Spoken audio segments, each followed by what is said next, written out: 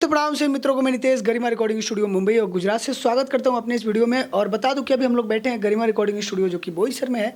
और ये मुंबई के बोईसर में पहला ब्रांच है मेरा। ऐसे तो 4 स्टूडियो मेरा आप सभी को पता है, और जैसे कि जितने भी लोग मुझे जानते हैं सबको पता है गरिमा रिकॉर्डिंग स्टूडियो का 4 ब्रांच चालू हो गया आप सभी की सेवा में। और आपको मैं बता दूं कि मुंबई में 3 ब्रांच है गरिमा रिकॉर्डिंग स्टूडियो का, जो कि बोईसर में पहला ब्रांच है, नाला सोपारा में दूसरा है, और कल्याण में तीसरा है, और गुजरात में चौथा है। मतलब मैं आपको बता दूं कि पूरा गरिमा रिकॉर्डिंग स्टूडियो का 4 स्टूडियो है, लेकिन मैं रहता हूं बोईसर में। ज़्यादातर मैं बोईसर में ही रहता हूं, बशर्ते मैं कल्याण में भी आता हूं और दादरा में भी आता हूं और नाला सोपारा में भी आता हूं, लेकिन बोईसर में ज़्यादा रही भैया, काहे कि जा अपन घर भी बाटे और रह के जोन बाकी थोड़ा अच्छा फीलिंग आवेला। काफ़ी दिन से यहाँ रह ना, मतलब 10 साल 12 साल हो गए, और बाकी जोन बाकी घर भी बा अपन यहाँ, तो बाकी रहने खाने का भी हो जाता है। और मैं आपको बता दूँ कि यहाँ पे बहुत शांति माहौल है, बहुत अच्छा लगेला। मतलब अब घर तो सबके प्यारा लगेला यार। अगर आप अपना घर छोड़ के किसी और के घर में चले जाएंगे तो अगर बहुत बड़ा महल भी हो तो भी अच्छा ना लगे, लेकिन अगर अपन घर झोपड़ी के भी बा तो बहुत प्यारा लगेला, चाहे कैसे हो भी रहे। तो आपके बता दी कि गरिमा रिकॉर्डिंग स्टूडियो के बोईसर ब्रांच में अभी हमने रिकॉर्डिंग करते हैं। रिकॉर्डिंग जोन की बहुत ही प्यारी सिंगर जो कि आप सभी देख सकते हैं केबिन में बड़ी का नाम है तुम्हारा? सोनी कक्कर। ओ माय गॉड, सोनी कक्कर बाड़ी बहुत प्यारी लड़की है और बहुत प्यारा आवाज़ बा। बहुत सारा ऐसा सिंगर भाई बाने जे शिल्पी राज, शिवानी सिंह, नेहा कक्कर जो है, नेहा राज, और बाकी बहुत सारी मतलब जो खुशी कक्कर हैं। मार्केट के जितना भी हिट सिंगर बाड़ लो, अनुपमा बाड़ी, बाकी जो ना करिश्मा कक्कर बाड़ी, चाहे और भी बहुत सारे सिंगर हैं जो मार्केट लेवल से बिलोंग करती हैं वो लोग। तो मैं आपको बता दूं कि मार्केट के लड़की तो खैर बहुत प्यारा प्यारा गाना गा ली लो, और आवाज़ भी काफ़ी अच्छा बा, लोग के नाम भी बहुत प्यारा बा। तो ऐसा कोनो जरूरी नहीं कि भैया कि जेकर नाम रहला, चाहे जेकर बहुत बड़ा बजट रहला ओकरा साथे काम करब तबे तोहार गाना हिट हो, ऐसा कोनो बात नहीं कि बहुत सारा नया गायक कलाकार बने जे शिल्पी राज इनके उनके चक्कर में रहले। तो आप लोग के जेकरा से दिल बा ओकरा से गाई, हम जेकरा से कब ओकरा से गवा के देव, लेकिन ऐसे सिंगरों से भी आप लोग गवाइए, इनको भी मौका दीजिए। ये जो नए गायक कलाकार हैं ये भी उभरते हुए गायक हैं। आज मैं ये क्रिएट कर रहा हूँ ब्लॉग इसलिए ताकि जो है लड़की का आवाज़ सुनाएंगे, और ये कितना बजट लेती हैं वो भी बताएंगे, और कितना अच्छा गाना गाती हैं ये भी बताएंगे। और इनका गाना बहुत सारा हमारे यहाँ से रिकॉर्ड भी बढ़ते हैं, लेकिन अभी लाइव हम आप सबके दिखाते नहीं कि इनका आवाज़ कितना अच्छा बा और कितना बढ़िया ही गावेली। तो कहाँ के रहे वाला होगा तो नहीं ना देखेबा भैया इनके। मैं भी बोईसर की हूँ, मतलब घर मेरा गोरखपुर है। यूपी की बॉर्डर और बिहार के दोनों मेरा बॉर्डर चलता है, इसके लिए हम पूछनी है कहाँ के रहे वाला हो? गोरखपुर। गोरखपुर के। यहाँ कहाँ रहलू? यहाँ बोईसर में ड्रीम सिटी। बोईसर में ड्रीम सिटी में। अच्छा, तो मतलब गाना कैसे, मतलब अंदर से फीलिंग आई तोरा गनवे गावे के बाद दूसरा कोनो काम ना आवे लगा? बहुत का बात है, लेकिन मुझे शौक था गाने का, एकदम सपना था एक। बिल्कुल बिल्कुल, मैं भी यही कहना चाहता हूँ। थोड़ा इधर सामने आ जाए भैया। मैं आप सबको भी यही कहना चाहता हूँ कि हमनी के तो बहुत सारा काम आवेला, और जो भी गायक कलाकार बा ओकरा के भी बहुत सारा काम आवेला। बहुत सारा ऐसा भाई लोग बाड़ लो हमारे बेचारा जो मुंबई गुजरात जैसा शहर में, और भी बहुत तमाम शहर बा दुनिया में, अपन घर परिवार छोड़ के, अपन फैमिली छोड़ के, खेत बाड़ी घर द्वार मतलब छोड़ के हमने के जब मुंबई जैसा शहर में, गुजरात जैसा शहर में, कलकत्ता में, दिल्ली में, चाहे चेन्नई में, अदर अदर जगह में हमने के जाइल जाला काम करे खातिर। तो काम तो इसे बहुत आवेला भैया। केहू कुछ करला, केहू कुछ करला, केहू कुछ करला, केहू होटल में काम करला भैया, केहू गाड़ी चलावला, केहू रिक्शा चलावला, केहू सब्जी बेचेला। बहुत सारा ऐसा बने जो फर्नीचर के काम करला, इलेक्ट्रिशियन के काम करला, लेकिन मन के अंदर भैया गायकी रहेला यार।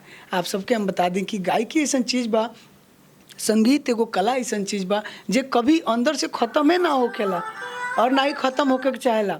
काहे कि भैया ई कलाकारी जौन बा ई माता सरस्वती के देन ह, और ऊपर से भैया बनिए के अंदर अंदर आवेला भैया। ये किसी के अंदर डाल नहीं सकते हैं। तो कसम से कहते नहीं भैया, आप विश्वास नहीं करेंगे। आप किसी भी दुकान पर जाइए, बोलिए कि मुझे 3 किलो कला चाहिए, मुझे प्लीज़ दे दो, आपको जितना पैसा चाहिए मैं दूंगा। आपको कला कोई खरीदने से, वजन से ये सब नहीं मिलता है भैया। कोई इसका रेट नहीं है, कोई पैसा नहीं है, कोई रुपया नहीं है, कोई दाम नहीं है इसका। ये अद्भुत है, अद्भुत समझते हैं ना। ये एगो आप सौभाग्यशाली हैं, खुशनसीब हैं जो माता ने आपको इतना प्यारा आवाज़ दिया है, इतना प्यारा गला दिया है, इतना प्यारा कला दिया है, और इतना अच्छा डांस करते हैं आप, इतना अच्छा एक्टिंग करते हैं। तो भाई सोए क्यों है यार? बहुत सारे ऐसा सिंगर भाई बाड़ लो जरा के स्टूडियो के बारे में पता नहीं के चलत कि भैया स्टूडियो कहाँ बा।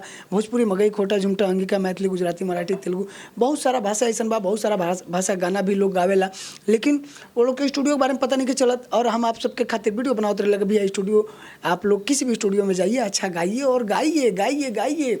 सोने से काम नहीं चलेगा, आगे बढ़िए, मेहनत करिए। अगर आपके अंदर कला बा तो वो कला के प्रदर्शित करिए भाई, उसको आप मार्केट में पब्लिक के सामने, पब्लिक के बीच जोन बा कि आप अपने कला को प्रदर्शित करिए, प्रेजेंट करिए, तब तो आपके कुछ भला तला हुई। खेसारी भैया, पवन भैया, चाहे आज जे भी लोग बा, शिल्पी राज बड़ी, ये रातों रात थोड़ी स्टार हो गई बड़ लो भाई, मेहनत किए हैं वो लोग।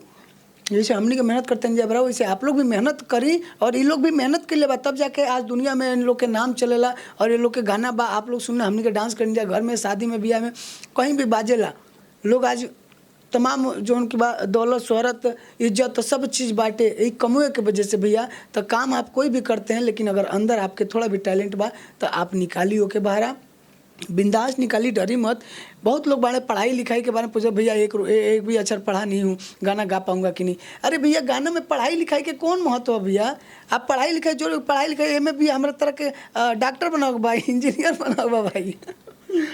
अरे भैया ये कला का क्षेत्र है, ये मंदिर स्टूडियो जो बोलते हैं हम लोग, ये मंदिर है। यहाँ पे सिर्फ हम आपके जो है कि टैलेंट की कदर यहाँ पे किया जाता है, और लोग जो है टैलेंट की कदर करते हैं। पढ़ाई लिखाई नहीं के मायने भैया, हमके पढ़ाई लिखाई ना चाहिए, ना पढ़ाई लिखाई चाहिए, ना छोट बड़ चाहिए, ना गोरा काला चाहिए, ना हरियर नीला चाहिए, ना रुपया पैसा चाहिए, और ना ही जोन बा कि आपके जात पात चाहिए, ना भेदभाव चाहिए, ना धर्म चाहिए, कुछ उन्हीं के में मायने, सिर्फ एगो टैलेंट मायने करला भैया। और आप लोग टैलेंट दिखाई और अपना आगे बढ़ी, कहें कि बहुत सारे सिंगर बने जो दबल बड़े अभी भी उनका के एगो अच्छा लेवल के जगह नहीं के मिल पाओ, एगो अच्छा प्लेटफॉर्म नहीं के मिल पाओ, आगे बढ़े के मौका नहीं के मिल पाओ। तो वो सब खातिर वीडियो भैया आप जब भी दिल करे बिंदास हमरा लगे आई, गरिमा रिकॉर्डिंग स्टूडियो में रह लिखे लेके सारा व्यवस्था बाटे, निडर होके आई, डरी मत, घबराई मत, शर्माई मत, बिंदास आइए, और आपको कोई दिक्कत कोई परेशानी नहीं है। आपके बता दी कि अभी हमने के जो गाना रिकॉर्ड करते हैं भोजपुरी गाना है, आई सुनल जा, देखल जा कैसे होला रिकॉर्डिंग, और म्यूजिक अपना यहाँ कैसे बनेला, एक बार म्यूजिक सुनाइए। देखिए ये म्यूजिक है, और म्यूजिक बहुत सारा तरीका बनला भैया। ये म्यूजिक काफ़ी दमदार बनल बाटे, रिदम प्रोग्रामिंग प्राइम करके एकदम हार्ड म्यूजिक।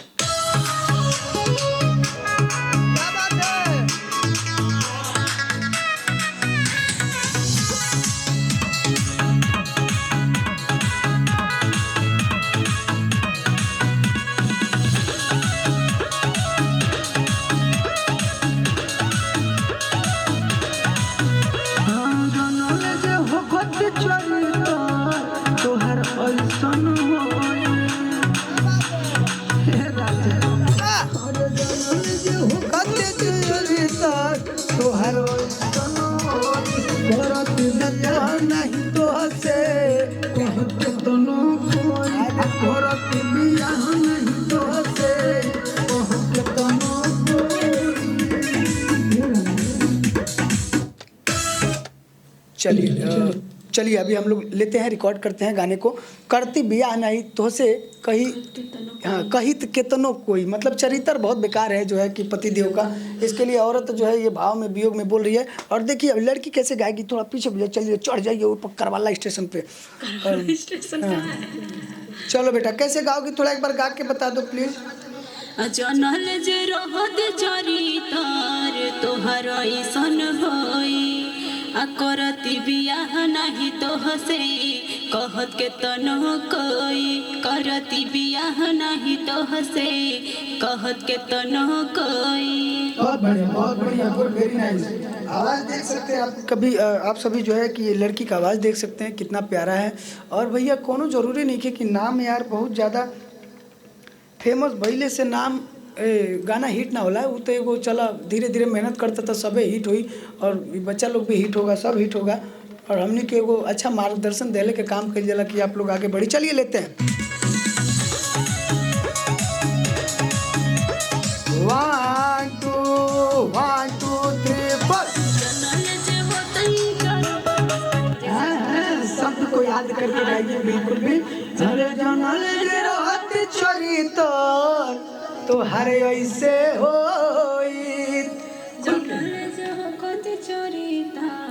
तो हर ऐसे होई। चल 1 2 1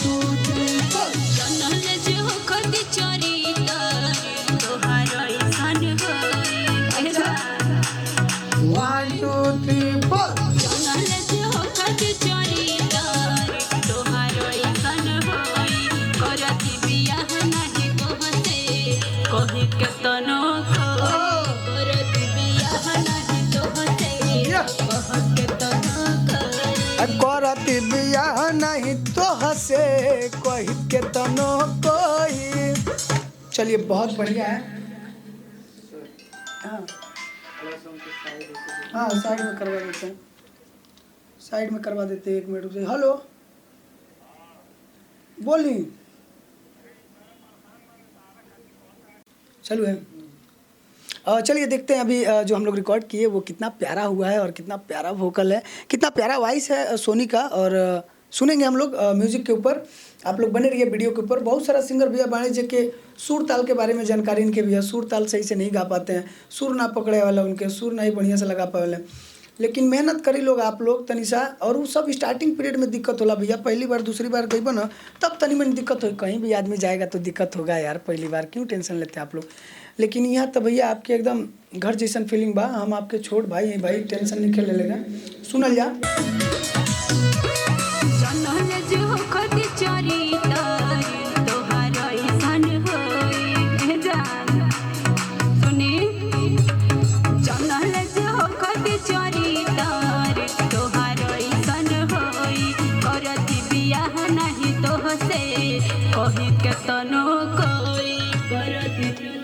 चलिए ठीक है। इसमें मुझे थोड़ा कमी नज़र आ रहा है क्योंकि मैं बहुत बखूबी तरीके से किसी सॉन्ग को रिकॉर्ड करता हूँ, क्योंकि मुझे पता है एक गाना बनने में कितना मेहनत लगता है। एगो राइटर कितना खूबसूरत तरीका से एक एक लाइन करके उस गाने को लिखते हैं, और कितना मेहनत से हम म्यूजिक को क्रिएट करनी, कितना मेहनत से जो बाकी सिंगर गाना गाती है। तो बेटा थोड़ा सा ध्यान से गाइए, वीडियो बन रहा है, आप घबराइए मत, बिल्कुल भी शर्माइए नहीं, डरिए नहीं, घबराइए नहीं। ऐसा नहीं कि वीडियो बन रहा है तो उसमें घबरा जाए, क्या गाना है क्या नहीं गाना है। ये पब्लिक का प्यार है और ये हमारे भाइयों का प्यार है, ये लोग देखेंगे तभी सीखेंगे। ये जो है देखिए, ये जो गा रही है ना, ये सुनो, बहुत तेज भाग रही हो, तो उसको भागना नहीं है। अरे जनल जे हो कति चरितर, जनल जे रात चरितर तोहारे ऐसन हो। एक बार रुकना है ना तो प्यार प्यार से और म्यूजिक पकड़ के बीट पे गाओ। हाँ ठीक है। जनल जे रात चरितर तोहारे ऐसन हो, एकदम मतलब गुस्से में, गाने का फीलिंग के साथ। 1 2 3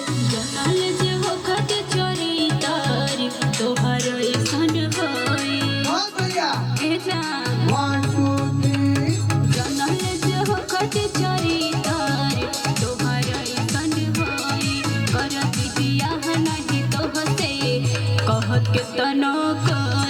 करत बियाह नहीं तो से केहू केतनो कोई।